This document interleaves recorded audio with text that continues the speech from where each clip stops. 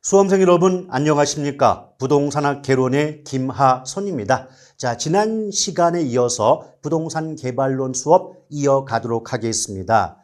자, 오늘은 2번에 보면 부동산 분석의 체계라고 제목이 나와 있죠. 근데 부동산 분석의 체계 부분은 출제 유형 자체가 내용을 물어보는 게 아니에요. 종류, 순서를 위주로 출제가 되고 있다는 점을 기억할 필요가 있는 것이죠. 그렇기 때문에 내용 부분은 시장 분석과 시장성 분석 정도만 익혀두시고 나머지는 순서 위주로 학습하면 됩니다. 그래서 한 글자씩을 따면 지시성 타투가 되죠. 지역경제 분석의 지, 시장 분석의 시, 시장성 분석의 성, 타당성 분석의 타, 투자 분석의 투를 합치면 지시성 타투가 되지 않습니까? 지시성 타투, 이거 순서 물어보는 문제도 곧잘 등장해 왔던 유형이거든요. 정확히 좀 알아두실 필요가 있겠고, 또 지난주에 이미 설명을 드린 바가 있지만 시장 분석과 시장성 분석도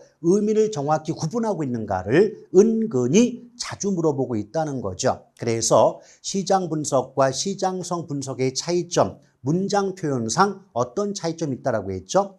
수요 공급 분석이다. 수요와 공급을 분석한다. 이렇게 말이 나오면 시장 분석을 답하시면 되는 거고요. 또 매매 임대 가능성 또는 분양 임대 가능성을 분석한다. 이렇게 출제가 되고 있다면 시장성 분석을 답하시면 돼요. 아시겠죠?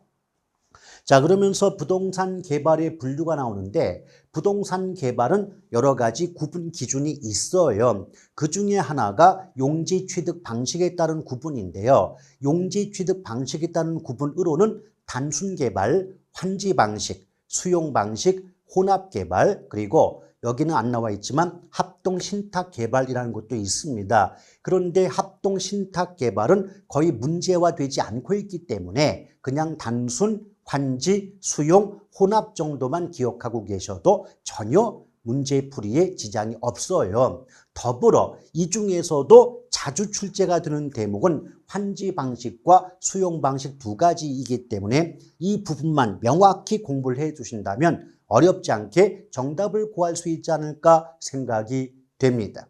일단 첫 번째 환지 방식 그럴 때 한자로 돌려줄 환, 땅지가 되거든요. 그럼 땅을 돌려준다. 이게 무슨 말일까요? 공공이 개발 대상 토지를 개발한 이후에, 택지로 개발한 이후에 원래 토지 소유자, 우리말로 원래 땅 임자에게 되돌려주는 방식이 되기 때문에 환지 방식이다라고 얘기할 수가 있는 겁니다. 아시겠죠? 다시 한번 어떤 땅이 있습니다. 이 땅을 공공이 개발을 합니다. 그럼 개발을 한 이후에 원래 땅임자에게 되돌려준다, 재분배한다, 재배당한다 이렇게 말할 수 있는 방식이 환지 방식이 되거든요. 그동안 기출문제에서 환지 방식을 몇 번 출제를 했는데 어려운 말이 안 나와요. 어떤 말 나오냐면 앞에 무슨 말이 붙든 간에 원토지 소유자에게 반환한다, 재분배한다, 되돌려준다 이런 식의 말이 나오면 그 말 자체가 환지의 의미 아니겠습니까? 맞죠? 그런 의미 정도만 알고 있어도 정답을 구하는데 전혀 지장이 없는 정도의 수준의 문제가 출제되고 있기 때문에 긴장하실 필요는 없는 겁니다. 아시겠죠? 근데 다만 이 환지 방식에 있어서 개발 사업에 비용이 들어갈 거 아니겠습니까? 근데 개발 사업에 소요되는 비용을 공공이 부담하는 게 아니라 그 토지 소유자가 부담을 하고요. 그 토지 소유자가 비용을 부담한다고 할 때 돈으로 부담하는 게 아니라 땅으로 부담하거든요. 오케이? 그래서 토지 소유자가 개발 사업에 소요되는 비용을 부담하는 그 땅을 채비지란 말을 쓰는 겁니다. 채비지. 아마 한두 번 들어보신 분도 계실 것 같습니다. 아시겠죠? 그럼 채비지의 뜻이 뭐다? 환지 방식에서 개발 사업에 소요되는 비용이 부담이 되고 그 부담되는 땅을 뭐라 그래요? 채비지라 한다라고 보시면 되죠. 따라서 예컨대 100평의 토지를 개발하면 채비지나 공공용지를 뺀 나머지 땅을 원래 땅인 자에게 되돌려주는 방식이 바로 환지 방식이라고 보시면 되겠고, 보다 구체적인 내용 설명은 기본 이론 수업 시간에 이어가도록 하겠습니다. 자, 그 다음에 수용 방식 나오죠. 이 수용 방식은 말 그대로 전면 매수입니다. 전면 매수다. 그래서 공공이 개발 대상 토지를 정당한 대가를 보상하고 전면 매수하여 개발하는 방식이 바로 뭐다? 수용 방식이라고 보시면 되는데, 이 개발 대상 토지를 매수하려다 보니까 보상비를 지불하는 입장에서는 어때요? 토지 매입 비용에 대한 부담이 클 수밖에 없다는 문제점이 있는 것이고, 거꾸로 보상을 받는 토지 소유자 입장에서는 시가보다 저렴한 공시지가를 기준으로 보상을 받다 보니까, 예컨대 이런 경우 있지 않겠습니까? A라는 토지가 있다. 근데 토지의 소유자가 곰돌이라고 가정해 볼게요. 근데 곰돌이가 A 땅을 처음에 1억을 주고 구입을 했다. 그런데 공시지가로 보상을 받으니까 6천만 원밖에 안 된다. 그럼 곰돌이 입장에서는 어떨 것 같습니까? 자기는 1억 주고 산 땅인데 6천만 원만 보상받고 나가라라고 한다면 그 6천만 원 보상받고 즐거운 마음으로 여기 있어요, 개발해 주세요 할 사람이 누가 있겠습니까? 맞죠? 그래서 이런 경우를 재산권에 대한 상대적 박탈감을 느낀다 이런 말 쓰거든요. 1억 주고 산 땅 6천밖에 보상 못 받는다. 이 부분을 예쁘게 포장하면 재산권에 대한 상대적 박탈감, 이렇게 말을 바꿀 수가 있는 거죠. 실제로 여러분 이 문제를 나중에 풀어보잖아요. 문제를 풀 때 느끼는 어떤 그 부담감 또는 어떤 괴리감이 굉장히 커요. 왜 그런가 하면 수업을 들을 때는 선생님들 한 분 한 분이 그 문장을 다 난도를 해서 하나하나 쪼개가지고 여러분에게 어떤 쉬운 예를 들어가면서 설명을 드리니까 understand, 이해가 된다 라고 생각할 수 있겠지만, 실제 문장은 그렇게 만만하게 나오질 않는 겁니다. 아시겠죠? 그래서 수업을 들을 때는 되게 쉽고 재밌게 수업 들었는데 막상 문제를 풀 때는 문장 해석 자체가 안 되니까 이 답이 뭐냐는 거죠. 이런 걸 들어본 적이 없는 것 같고 배운 적이 없는 것처럼 느껴집니다. 그래서 공부하실 때 너무 쉽고 재밌게 공부하는 방법은 지양하셔야 돼요. 왜냐? 저 역시도 마찬가지예요. 쉽고 재미있는 학습 좋습니다. 선생도 편합니다. 그런데 나중에 문제가 안 풀립니다. 아주 쉬운 문제는 누구나 푸는 문제겠죠. 근데 누구나 풀 수 없는 문제를 맞춰야만 우리가 합격이라는 영광을 얻게 되는 게 아니겠습니까? 맞죠? 그래서 일정 수준 이상의 학습이 이루어져야만 비로소 정답을 쉽게 구할 수가 있는 거예요. 너무 암기법 위주의 학습은 지양해 주시길 바랍니다. 자, 요 정도 가볍게 보시면 좋겠고요. 자, 그 다음에 또 개발 유형에 따른 구분은 크게 두 가지죠. 신개발과 재개발 두 가지로 구분이 됩니다. 벌써 신은 한자로 새로운 신이고 재는 한자로 다시 재거든요. 그럼 신개발이 뭐냐? 아직 개발이 이루어지지 않았던 땅이죠. 아직 택지로 개발되기 이전의 땅을 택지로 개발하는 경우가 신개발이라고 보시면 되는 겁니다. 여러분 상식적으로요, 농지나 임지, 합해서 농림지의 경우는 원칙적으로 건축이 가능합니까? 허용되지 않습니까? 농지나 임지는요, 건축이 허용되지 않는 땅이에요. 맞죠? 그런데 농림지를 비롯한 건축이 허용되지 않은 토지를 건축이 가능한 택지로 개발하는 경우가 바로 무슨 개발이다? 신개발이다 라고 이해하시면 됩니다. 아시겠죠? 전통적으로는 재개발 위주로 출제가 되어 왔었는데 최근 들어 와서는 신개발도 자주 등장하고 있으니까 신개발, 재개발 막론하고 둘 다 잘 학습을 하실 필요가 있는 거고요. 또 재개발의 경우는 한자로 다시 재니까 이미 한 번 개발된 땅을 다시 개발하는 경우가 재개발이라고 보시면 됩니다. 아시겠죠? 이 재개발은요, 그 재개발의 시행 방법에 의한 구분도 있고요. 또 도정법이라고 해서 도시 및 주거환경정비법상 어떤 시행 방법의 구분이 있거든요. 보다 구체적이고 자세한 내용 설명은 기본 이론 수업 때 이어가도록 하겠습니다. 그 다음에 이제 민간 개발 방식 나오죠. 민간 개발 방식도 상당히 자주 출제가 되는 대목들인데요. 일단 민간 개발은 크게 두 가지로 구분됩니다. 바로 자체 개발과 지주 공동 사업 방식 두 가지로 나뉘어지는데 자체 개발은 다른 말로 자력 개발 이렇게 말을 바꿀 수 있겠죠. 근데 벌써 제목만 보시면 아시겠지만 자력 개발, 자체 개발 무슨 뜻일까요? 토지 소유자가 땅 임자가 자기가 개발에 필요한 자금을 조달하여 스스로 직접 개발 사업을 수행하는 방식이 바로 뭐다? 자체 개발, 자력 개발이라고 볼 수가 있지 않겠습니까? 맞죠? 그럼 A라는 땅이 있습니다. 그 땅을 땅 임자 곰돌이가 직접 자금 조달하고 사업 시공사 지정해서 사업을 수행하는 방식이 자력 개발 또는 자체 개발이죠. 그럼 생각해 보세요.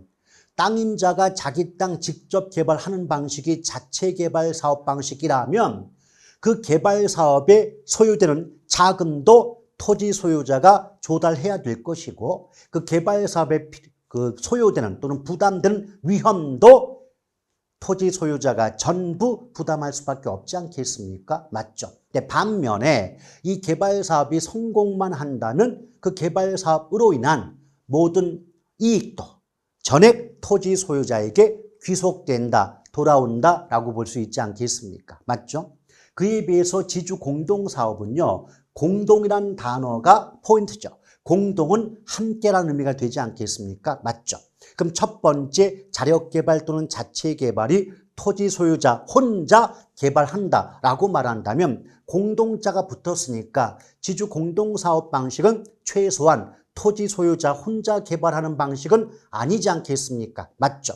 그래서 구체적으로 지주 공동사업 방식은 토지 소유자와 개발업자가 손잡고 공동으로 개발 사업을 수행하는 방식이라고 이해하시면 되는 겁니다. 그럴 때 땅임자 혼자 개발할 때는 개발의 위험을 전적으로 다 부담할 수밖에 없었지만 지주 공동사업이니까 개발에 소요되는 위험을 개발업자와 토지 소유자 간의 분산 또는 분담할 수 있다는 장점을 가질 수가 있지 않겠습니까? 맞죠? 그래서 개발 사업의 위험을 분산시킬 수 있다, 위험을 분담할 수 있다 이런 말은 절대로 자체 개발 사업 방식에는 등장할 수가 없는 거죠. 차이점 구분하시길 바라겠습니다. 근데 이 속에 유형상 크게 공사비 대물변제형 등가교환, 이 공사비 대물변제와 등가교환 방식은 상당히 밀접한 관계가 있는데 조금 이따 설명드릴 것이고 그 다음에 공사비 분양금 지급 방식, 사업 수탁 방식, 투자자 모집 방식 등이 있습니다. 이때 자 지금 공사비 대물변제 방식도 잘 생각해 보세요. 제목을 잘 보시면 공사비를 대물변제거든요. 자, 공사비 대물변제다. 어차피 변제한다는 건 지급한다는 것과 같은 의미가 될 것이고요. 대물은 물건으로, 자, 물건으로 대신 지급한다. 물건으로 대신 지급한다. 공사비를 현금이 아닌 돈이 아닌 완성된 건물의 일부로 지불하기 때문에 대물변제다라고 볼 수가 있는 거죠. 이게 무슨 말이냐면 여러분 잘 생각해 보세요. 여기 A라는 토지가 있다고 봅시다. 그럼 이 토지 소유자가 곰돌이래요. 근데 분명히 지주 공동사업은 토지 소유자와 개발업자가 손잡고 함께 개발하는 사업 방식 아니겠습니까? 맞죠? 그럼 이때 곰돌이, 토지 소유자 곰돌이는 자기가 가지고 있는 땅을 제공해요. 이때 개발업자 웅녀라고 얘기할게요. 개발업자 웅녀가 자금을 조달합니다. 자금을 조달 또는 부담해서 건축을 한다는 거죠. 건물을 짓는다는 겁니다. 자, 이렇게 완성된 건물이 4층짜리 건물이라고 가정해 보았을 때 상식적으로 이 공사비를 즉 곰돌이 입장에서 토지 소유자 곰돌이 입장에서는 건물이 완성된 이후에 개발업자 웅녀에게 공사비를 지불해 줘야 되는 거 아니겠습니까? 맞죠? 이럴 때 돈이 아닌 완성된 건물의 일부로 지불하기 때문에 공사비 대물변제 방식이라고 이해하시면 되겠습니다. 아시겠죠? 그래서 예컨대 이게 4층짜리 건물이니까 1층, 2층, 3층, 4층에 해당이 됩니다. 이럴 때 토지 소유자 곰돌이가 소유한 A 토지의 값어치가 1억이라고 보았을 때 개발업자 웅녀가 투입한 건축자금도 1억이라고 가정해 볼게요. 그럼 토지의 가치도 1억이고 그 조달 부담한 사업자금도 또 1억이 되지 않겠습니까? 그럼 1대1로 동등한 값어치가 있기 때문에 4계층 중에서 1층과 2층은 토지 소유자, 나머지 3층과 4층은 개발업자가 나누어 갖게 된다는 거죠. 이때 잘 보세요. 완성된 건물의 일부로 공사비를 지불한다. 이 관점에서는 공사비 대물변제가 되는 것이고, 그때 건물의 일부를 나눠 가질 때 토지의 값어치와 투입한 건축자금의 비율을 1대1 동등한 값어치로 나누어 갖는다는 관점에서는 등가 교환에 해당이 되는 겁니다. 아시겠죠? 등가가 뭐예요? 같을 등 값가죠. 같은 값어치만큼 바꾼다. 이런 의미가 되지 않겠습니까? 오케이? 다시 한번. 자, 분명히 토지 소유자 곰돌이와 개발업자 웅녀가 손을 잡고 함께 개발 사업을 수행하는 방식이 지주 공동 사업인 건 이해되셨을 것 같고요. 이럴 때 건축이 완성이 되면 공사비를 지불해야 되는데 공사비를 돈이 아닌 현금이 아닌 완성된 건물의 일부로 지불한다. 이 관점에서는 공사비 대물변제형에 해당이 되는 것도 이해 가실 거고요. 그럴 때 만약 4층짜리 건물이라고 가정해 보았을 때 토지의 가치도 1억이고 개발업자가 투입한 건축자금도 1억이라면 1억 대 1억 동등한 값어치만큼 나눠 갖는다. 그래서 4계층 중에 1층과 2층은 토지 소유자, 3층과 4층은 개발업자가 나누어 갖는다. 이런 관점에선 등가 교환에 해당이 되는 거죠. 그래서 이 공사비 대물변제 방식과 등가 교환 방식은 상호 밀접한 관련이 있다. 보통 이런 식으로 등장하고 있게 되는 겁니다. 아시겠죠? 나머지 공사비 분양금 지급형은 그 제목 그대로 공사비는 분양을 해서 받은 분양 수익금으로 지급하는 방식이 공사비 분양금 지급 방식 또는 지급자 대신에 정산자 써가지고 공사비 분양금 정산 방식 이렇게 말을 바꾸는 경우도 있죠. 그러니까 이런 경우죠.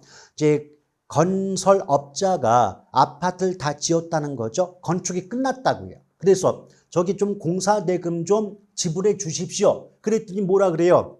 개발업자 시행사가 뭐라 그럽니까? 잠깐 기다려요. 이 아파트 분양 끝나면 내가 그 분양대금 가지고 그 공사비 다 지불해 드릴게요. 정산해 드릴게요. 이러지 않습니까? 이것이 바로 공사비 분양금 지급 또는 공사비 분양금 정산 방식이라고 이해하시면 됩니다.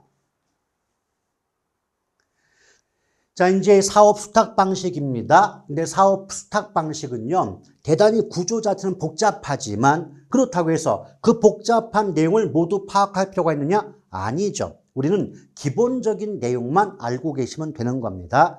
자, 사업 수탁 방식은 어떤 구조냐면 여기 토지 소유자가 있고 그 다음에 개발업자가 있겠죠. 자, 편의상 토지 소유자를 곰돌이, 개발업자를 웅녀라고 얘기해 볼게요.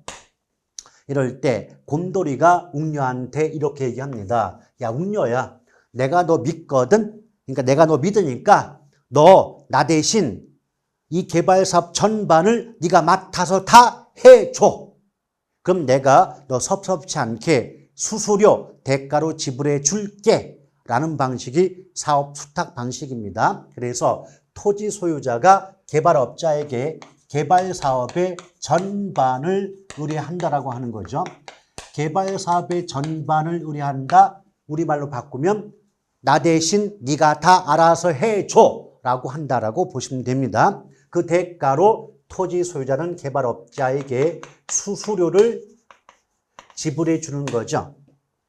한 가지 요령이 뭐냐면 지금 수탁이죠.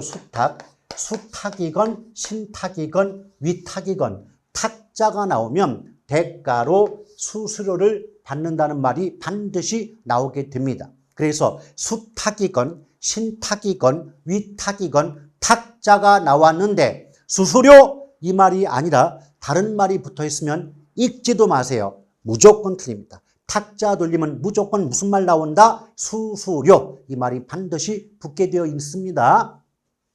근데 문제는 조심할 게 있어요. 이때 너 믿고 다 맡길게 라고 하지만 토지 소유권이 넘어가는 건 아니거든요. 그래서 토지 소유자는 개발업자에게 토지 소유권을 이전하지는 않습니다. 이걸 다르게 바꾸면 토지 소유자는 토지 소유권을 유지한 채, 보유한 채 개발업자에게 개발사업의 전반을 의뢰한다, 위탁한다 이렇게 표현, 문장이 등장할 수가 있는 겁니다. 아시겠죠? 자, 이것이 사업 수탁 방식이라고 보시면 되겠고요. 그 다음에 이제 부동산 이용론 나오죠. 부동산 이용론은 문제로서의 중요성은 거의 없다고 봐도 무방하시지만 그러나 이 자체를 직접적으로 물어보진 않지만 다른 문제 보기 지문 속에 이따금 등장하는 내용이 있기 때문에 의미 정도는 반드시 좀 알아둘 필요가 있지 않을까 생각이 듭니다. 일단 첫 번째 부동산 이용의 뜻은 한번 읽어보시고요. 총론부터 계속 반복적으로 등장하는 단어 중에 하나가 바로 최유효 이용이란 단어입니다. 용어입니다. 근데 최유효 이용이란 말은 무슨 말이냐? 가장 바람직한 이용. 우리 분명히 부동산의 특성 중에 하나가 용도의 다양성 이런 거 들어본 적 있을 거예요. 그 부동산은 땅은 여러 가지 다양한 용도로 이용이 가능하다는 특성이 용도의 다양성이 아니었겠습니까? 맞죠? 그런데 그럼 그런 다양한 용도 중에서 가장 바람직한 이용, 가장 나에게 많은 이익을 가져올 수 있는 이용이 우린 최유효 이용이라고 의미를 파악하시면 되는 겁니다. 아시겠죠? 다시 한번 원래 우리식으로 말을 하면 최유효 이용이란 다양한 용도 중에서 가장 바람직한 용도, 가장 바람직한 이용, 나에게 가장 많은 수익을 가져다 줄 수 있는 이용을 최유효 이용이라고 여러분은 그렇게 이해하시면 돼요. 그러나 시험에 나오는 문장은 그러하지 않다는 겁니다. 다시 한번 복습의 차원에서 읊어볼까요?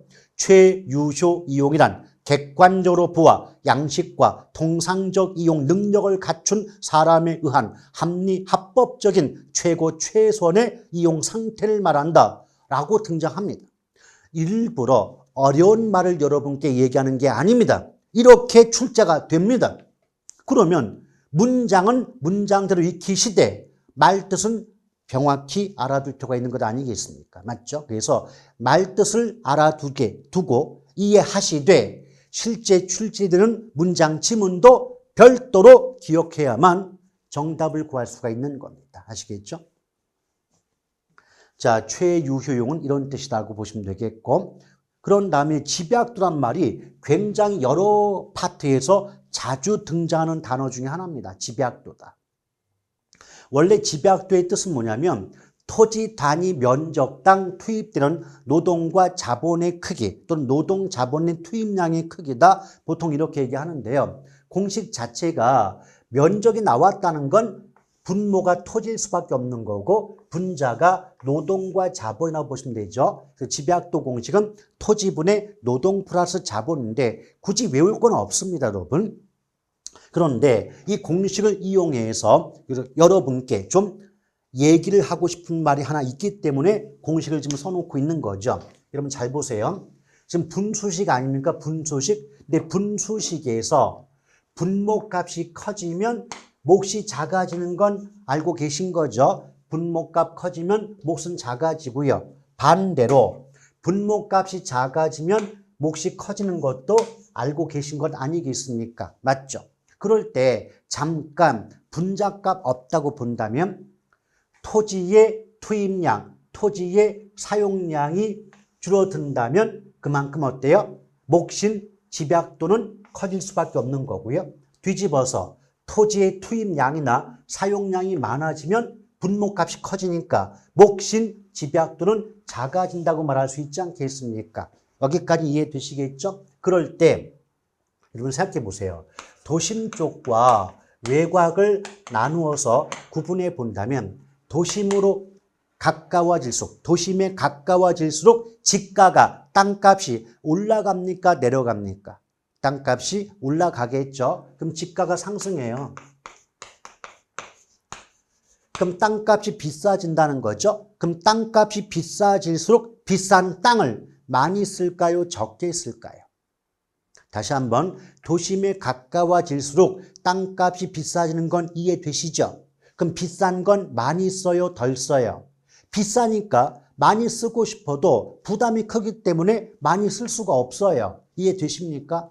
그럼 결과적으로 도심에 가까워질수록 집가가 상승하니까 토지의 사용량 또는 투입량이 줄어드는 거죠. 이 공식상 분모값이 작아지는 겁니다. 그럴수록 몫에 해당하는 토지 이용의 집약도가 커진다라고 말할 수 있겠죠. 근데 집약도가 클 때 집약적이란 말을 씁니다. 집약적이다라고 보시면 되겠고, 뒤집어서 외곽으로 갈수록 어때요? 땅값이 싸지겠죠. 그럼 싼 건 많이 씁니까? 적게 씁니까? 많이 씁니다. 그럼 토지의 사용량이나 투입량이 커질 수밖에 없어요. 그럼 집약도 공식상 토지의 투입량이 커지면 분모값이 커지니까 몫인 집약도는 작아진다고 볼 수 있겠죠. 그럼 집약도가 작은 경우를 조방적이란 말을 써요. 그래서 집약도가 큰 경우가 집약적이고 집약도가 작은 경우, 낮은 경우를 조방적 이렇게 말할 수 있는 겁니다. 그래서 출제가 될 때 도심에 인접할수록 집약적 토지 이용이 이루어지며 외곽으로 나아갈수록 조방적 토지 이용이 이루어진다. 이렇게 출제가 되는 경우도 많습니다. 잘 기억할 필요가 있는 거고, 그런데 100% 반드시 그런 것은 아니지만 한 가지 요령이 있죠. 어떤 요령이냐면 잘 보세요 여러분. 땅값이 비싸지죠. 그럼 집약도가 커지고요. 땅값이 내려가면 집약도도 작아지는 거죠. 화살표가 같지 않습니까? 다시 한번 집가 올라가요. 집약도 커져요. 집가 내려가요. 집약도 작아져요. 맞죠? 그래서 100% 반드시는 아니지만 거의 90% 이상 집가, 땅값과 집약도는 쌍둥이 관계입니다.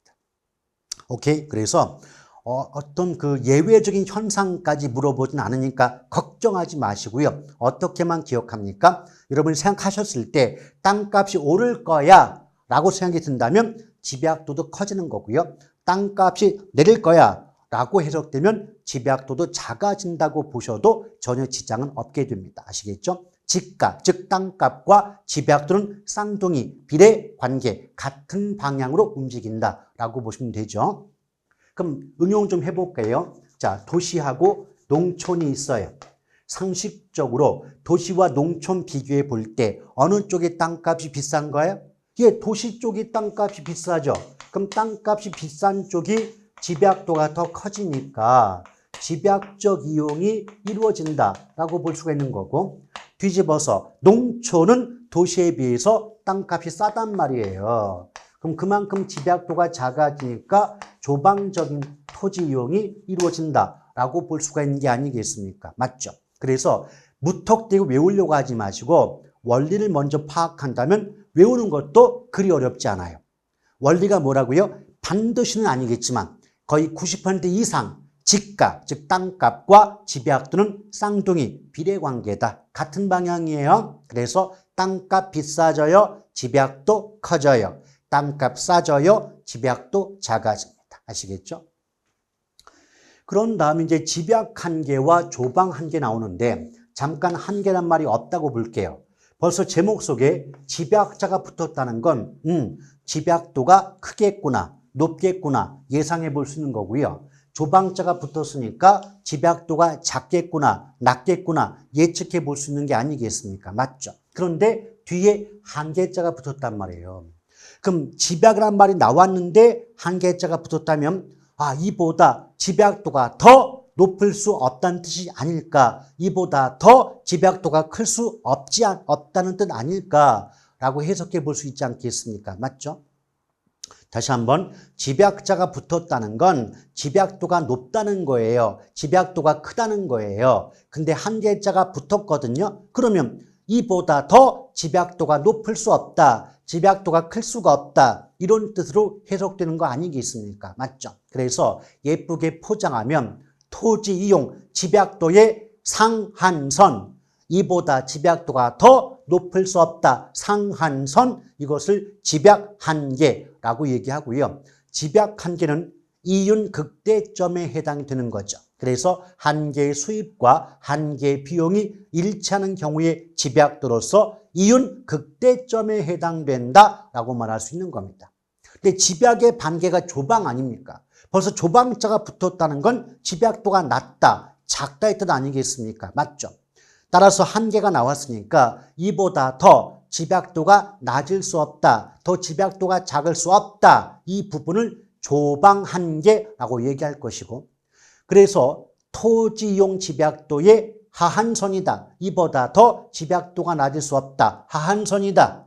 더불어 총 수입과 총 비용이 일치하는 경우의 집약도이기 때문에 손익분기점에 해당이 된다. 그런 차이점 정도만 구분하시면 되겠습니다.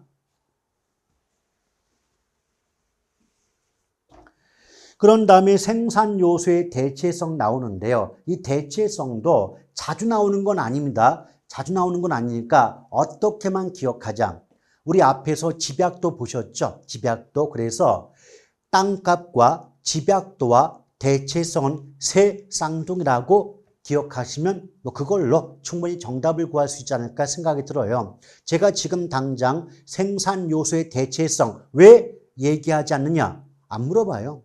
잘 물어보지 않고 있기 때문에 혹시 나온다 할지라도 뭐만 알면 된다. 땅값, 집약도, 대체성은 세 쌍둥이다. 이것만 알면 돼요. 다시 한번 얘기해 볼게요. 자, 다시 한번. 도심에 가까워요. 땅값 올라가죠. 쌍둥이니까 집약도 커지고 대체성도 크다고 얘기합니다. 그럼 뒤집어 볼게요. 외곽 갑니다. 땅값 싸지죠. 세 쌍둥이니까 대체성도 작아지고 집약도도 작아진다 하면 되는 겁니다. 아시겠죠? 그래서 압축해 볼 때 도심에 가깝다라고 했는데 집약도가 작다, 대체성이 작아진다라고 나오면 읽을 필요도 없이 틀리게 되는 거고요. 외곽이란 말 나왔는데 집약도가 커진다, 대체성이 커진다 이런 식의 말 나오면 무조건 틀린다. 뭐만 기억한다? 집값, 즉 땅값과 대체성, 집약도는 세 쌍둥이 모두 같은 방향으로 바뀐다. 이것만 알고 계신다면 정답 구하는 건 전혀 지장이 없는 겁니다. 아시겠죠? 그 다음에 입지잉여가 있죠. 입지잉여. 이것도 제목을 잘 보시면 입지는 위치와 같은 말이에요. 위치. 예컨대 푸르지오 아파트가 노원구 상계동에 위치해 있다는 말과 노원구 상계동의 입지에 있다는 말은 똑같은 말 되는 게 아니겠습니까? 맞죠? 그래서 입지 이 말이 나왔다는 건 위치와 같은 말이다. 근데 잉여라는 말은 무엇인가 남는 떡고물을 잉여라고 얘기하지 않습니까? 맞죠?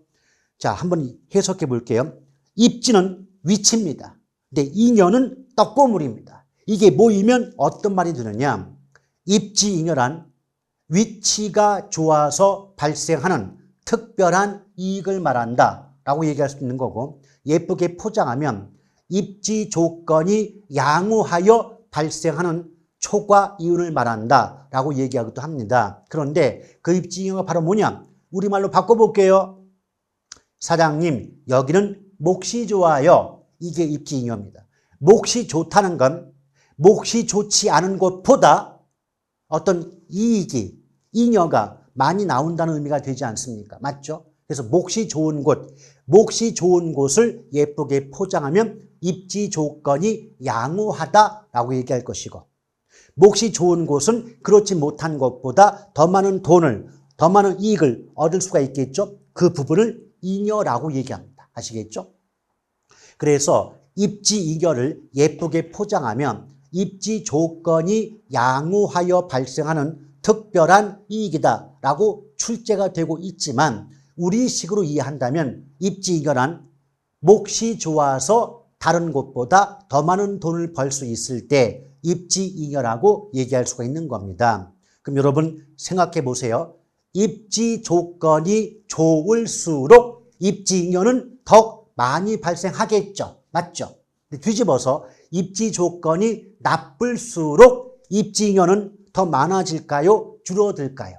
줄어들겠죠. 조건이 안 좋으니까요. 그러면 그렇게 입지 조건이 나빠서 더 이상 입지 잉여가 0이 된다. 전혀 나타나지 않는다. 그런 위치, 지점을 한계 입지라는 말을 쓰고 있습니다. 아시겠죠? 입지 조건이 나빠서 양호하지 않아서 입지 잉여가 0, 전혀 발생하지 않는 지점을 뭐라고 한다고요? 한계 입지라고 합니다. 한계 입지. 그래서 보통 출제가 될 때 입지 잉여가 0이 되는 위치를 한계 입지라 한다. 보통 이렇게 문장이 등장하고 있는 겁니다. 아시겠죠? 자, 그러면서 직주 분리와 직주 접근 나오죠. 이때 잘 보세요, 여러분. 직은 직장이고요. 주는 주거 지역을 얘기합니다. 그럼 분리는 멀어져 있다, 떨어져 있다는 뜻이고 접근은 다시 가까워진다는 의미가 되겠죠. 그래서 직주 분리는 직장과 주거지가 분리되는 현상, 멀어지는 현상을 얘기하는 것이고 직주 접근은 멀어졌던 직장과 주거지가 다시 가까워지는 현상을 의미한다라고 이해하시면 됩니다. 그런데 여러분 생각해 보세요. 상식적으로 직장의 입장에서는 직장과 자기가 살고 있는 주거지가 가까운 게 출퇴근 때 유리하지 않습니까? 맞죠? 그런데 왜 그 직장과 주거지가 멀어질 수밖에 없겠는가? 몇 가지 이유가 있어요. 첫 번째, 도심의 직가고입니다. 무슨 말이냐? 대부분의 직장은 도심 쪽에 위치해 있습니다. 그러면 직장과 가까운 도심 쪽에 내 집을 마련하고 싶은데 워낙 땅값이 비싸다는 거죠. 그럼 집가가 비싸다는 건 집값도 비싸다, 주거비 부담이 클 수밖에 없는 겁니다. 아시겠죠? 그럼 어떻게 돼요? 이왕이면 직장과 가까운 도심 쪽에 내 주거 공간을 마련하고 싶었지만 워낙 주거비 부담이 크다 보니까 어쩔 도리 없이 보다 주거비 부담이 싼, 월세가 저렴한, 주거비 부담이 적은 외곽으로 이동할 수밖에 없다는 거죠. 오케이? 그래서 그 소득계층, 저소득계층이 외곽으로 이동하다 보니까 도심 내의 직장과 외곽의 주거지역의 위치가 멀어질 수밖에 없고 이런 현상을 직주분리다라고 볼 수가 있는 것이겠죠. 또 두 번째는 뭐냐면 도심의 주거 환경이 악화되는 거예요. 그러면 그 소비자 입장에서, 그러니까 도심 쪽에 직장을 가지고 있는 어떤 직장 입장에서 도심과 가까운 곳에, 직장과 가까운 곳에 내 집을 마련하고 싶었는데 너무 주거 환경이 안 좋아지는 거죠. 그럼 나는 보다 쾌적한 깨끗한 환경 속에서 살고 싶다는 욕구가 들고 그 결과 보다 쾌적한 환경을 찾아서 외곽으로 이동하다 보니까 직주 분리가 발생할 수밖에 없는 거고요. 세 번째는 교통의 발달이에요. 아무리 내가 외곽으로 이동하고 싶었다 할지라도 도로가 연결되지 않고 지하철이 개통되지 않으면 가고 싶어도 갈 수가 없었겠죠. 그런데 드디어 도로가 개통되고 지하철이 연결된단 말이에요. 그러면 보다 외곽으로 이동할 수가 있기 때문에 직주 분리가 발생할 수 있겠죠. 오케이? 근데 그렇게 멀어졌던 직장과 주거지가 다시 가까워지는 현상이 바로 뭐다? 직주 접근이다. 다른 말로 돌아온다는 관점에서 리턴 현상이란 말을 쓰기도 합니다. 그런데 그 직주 접근이 왜 발생하느냐? 생각해 보세요. 멀어지는 게 분리였죠. 근데 다시 가까워지는 게 접근 아닙니까? 그럼 분리의 원인을 거꾸로 뒤집어 버리면 접근의 원인에 해당되는 겁니다. 자, 복습 차원에서 왜 직주 분리가 발생했습니까? 첫 번째, 도심 내의 집가가 땅값이 너무 비싸서 외곽으로 이동했습니다. 근데 이전보다 도심 내의 집가, 도심 쪽 땅값이 상대적으로 하락한다. 그럼 도심 내 땅값이 하락하게 되면 이전보다 주거비 부담이 줄어들게 되는 거고, 이 정도 부담이면 내가 감당할 수 있다고 생각이 든 끝에 외곽으로 이동했던 중고소득층이 다시 도심 안쪽으로 이동하다 보니까 직주 접근 현상이 나타날 수밖에 없는 것 아니겠습니까? 두 번째, 교통이 발달해서 외곽으로 이동하다 보니까 직주 분리가 발생했습니다. 맞죠? 그런데 교통의 발달로 외곽 이동했을 때 나만 외곽 가는 거 아니에요. 남들도 전부 외곽으로 우르르 넘어갔어요. 이렇게 되면 어떤 현상이 발생하느냐? 출근과 퇴근 시간대에 한꺼번에 몰려요. 그러면 트래픽잼, 교통체증이 발생하는 거죠. 그럼 교통체증 현상 때문에 도로에서 출퇴근 시간에 1시간씩 허비할 수밖에 없다면 이럴 바엔 차라리 직장과 가까운 도심 쪽에 살리라 생각을 하지 않겠습니까? 맞죠? 그래서 교통의 발달 때문에 외곽 갔던 분들이 교통체증 때문에 다시 도심 안쪽으로 이동하게 되는 현상이 바로 직주 접근이다라고 보시면 되겠고, 또 세 번째, 도심의 주거 환경이 악화돼서 안 좋아져서 보다 쾌적한 환경 찾아서 외곽 이동했기 때문에 직주 분리가 발생했었습니다. 그런데 도심이 재개발됨으로써 주거 환경이 이전보다 쾌적해졌어요. 개선됐어요. 양호해졌어요. 그럼 이 정도 쾌적한 환경이라면 내가 굳이 외곽에서 살 필요가 없을 것 같은데? 라는 생각이 들면서 외곽으로 이동했던 중고소득층이 다시 도심 안쪽으로 몰려들 수밖에 없는 거죠. 그래서 직주 접근이 발생한다. 그러니까 처음에 설명은 약간 장황하게 느껴지시겠지만 공부가 좀 되시다 보면 이렇게 공부하면 되겠죠. 어떻게? 분리의 반대가 접근이다. 그럼 분리의 원인을 거꾸로 뒤집어 준다면 접근의 원인 아니겠느냐. 이런 식으로 이해를 바탕으로 공부를 하시게 되면 암기하는 양, 분량도 절반으로 줄기 때문에 되게 부담이 작아집니다. 아시겠죠? 자, 그 다음에 스프롤 현상 나오죠. 이러면 스프롤은 한마디로 말하면 난개발이라고 이해하시면 됩니다. 난개발이다. 그래서 도시가 불규칙적이며 비계획적으로 외곽으로 확산되는 현상을 우린 뭐라 그래요? 스프롤이라고 이해하시면 됩니다. 난개발이죠. 근데 여러분 생각해 보세요. 왜 도시가 외곽으로 불규칙적으로 비계획적으로 확산될 수밖에 없을까? 이유가 크게 두 가지가 있습니다. 첫 번째, 도심의 집가구예요. 여러분 생각해 봐요. 상식적으로, 현실적으로 도심 쪽과 외곽을 비교해 본다면 어느 쪽이 기반시설이 잘 구비되어 있습니까? 당연히 도심 쪽에 기반시설이 잘 갖추어져 있지 않겠습니까? 맞죠? 그런데 기반시설이 잘 갖추어진 도심 쪽을 개발하려다 하다 보면 어때요? 땅값이 지나치게 비싸다는 겁니다. 집가구죠. 그럼 도심 쪽의 땅값이 지나치게 비싸다 보니까 개발 사업에 소요되는 비용을 감당할 길이 없다는 거죠. 그럼 상대적으로 땅값이 싼 쪽인 외곽을 골라서 개발이 이루어지다 보니까 점점점 도시가 외곽으로 확산될 수밖에 없지 않느냐. 이해되시겠습니까? 두 번째, 왜 불규칙적이고 왜 비계획적으로 개발이 되느냐. 이유가 있죠. 장기적인 개발 계획이 세워지지 못했기 때문 아닙니까? 만약에 장기적인 개발 계획이 수립되어 있었다면 그 수립된 계획대로 개발이 진행된다면 규칙적인 개발이 또 계획적인 개발이 가능하지 않았겠습니까? 맞죠? 그래서 역설적으로 왜 불규칙적이고 왜 비계획적인 개발이 이루어졌을까? 그것은 장기적인 개발 계획이 수립되지 못했기 때문이었다는 거죠.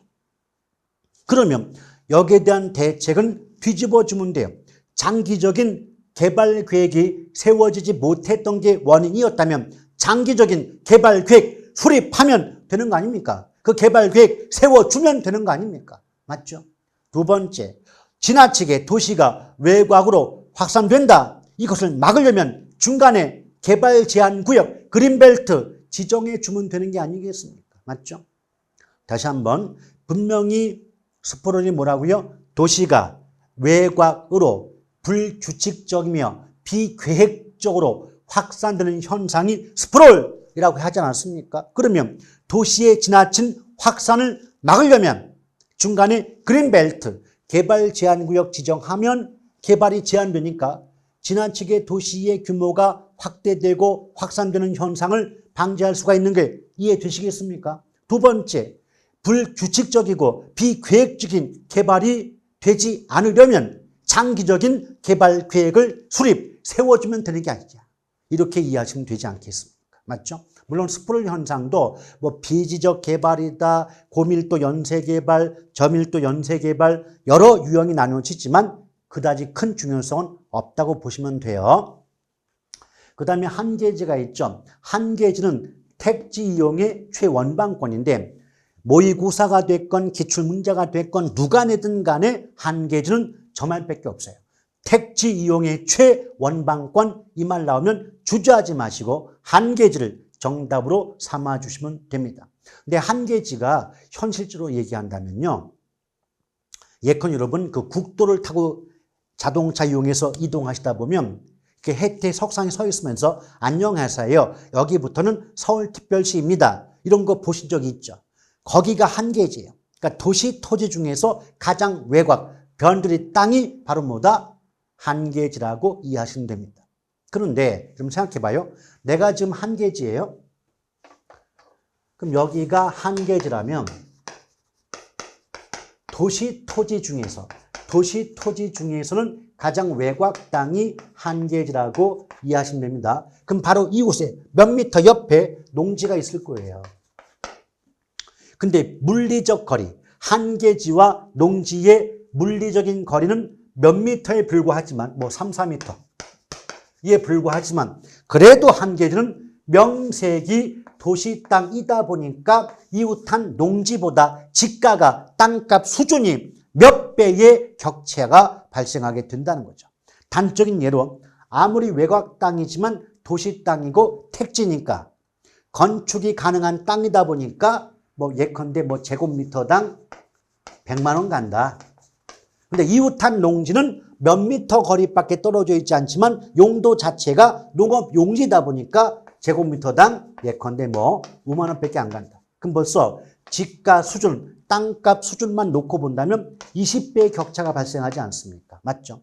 이런 현상을 지가의 연결성이 끊어졌다 라는 관점에서 단절지가 현상이 발생한다. 이렇게 말할 수 있는 거죠. 다시 한번 한계지와 이웃한 농지는 거리만 놓고 보면 몇 미터의 차이밖에 없지만 그래도 명색이 도시 땅이다 보니까 이웃한 농촌 토지와 지가의 격차가 클 수밖에 없다. 이렇게 한계지의 지가와 이웃한 농지의 지가의 격차가 큰 현상을 단절 지가 현상이라고 얘기하고 있는 겁니다. 아시겠죠?